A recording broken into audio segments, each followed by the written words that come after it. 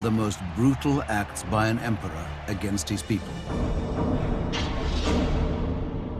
One day in early January, Justinian, by now deeply unpopular thanks to his harsh policies and heavy taxes, appeared before a raucous crowd at the Hippodrome. All of a sudden they came together, and they came together against the emperor. The ceremonial political center of the empire was right there, and you had tens of thousands of people opposed to the emperor right at the core of the empire. The Blues and the Greens weren't like the Jets and the Sharks. They were factions that ran all the way from street thugs right up the political animal to the aristocracy.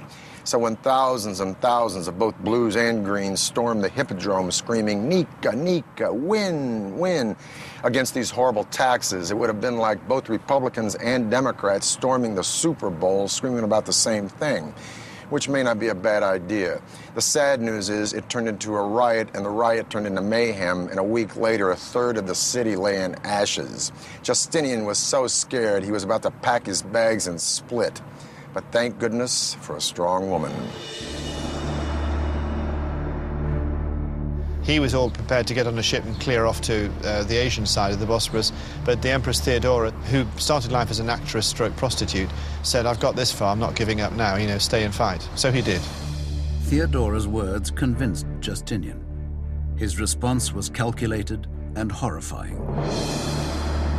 He dispatched his generals to gather a force and march to the Hippodrome. The conclusion of the Nika riot is one of these events of biblical proportion. Justinian calls the rebels to meet in the Hippodrome, suggesting that he may compromise with them. But in fact, he gets them into the Hippodrome, closes the gates, and they are massacred by the imperial troops. Within minutes, all the rebels within its walls had been systematically slaughtered. The center of Constantinople's public life had become the killing grounds for an estimated 30,000 people.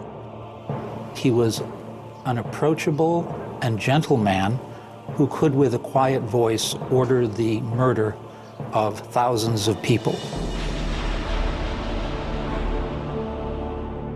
The capital lay in ruins. But in the ashes, Justinian saw an opportunity. He would re-engineer an everlasting legacy in the name of absolute power. His own.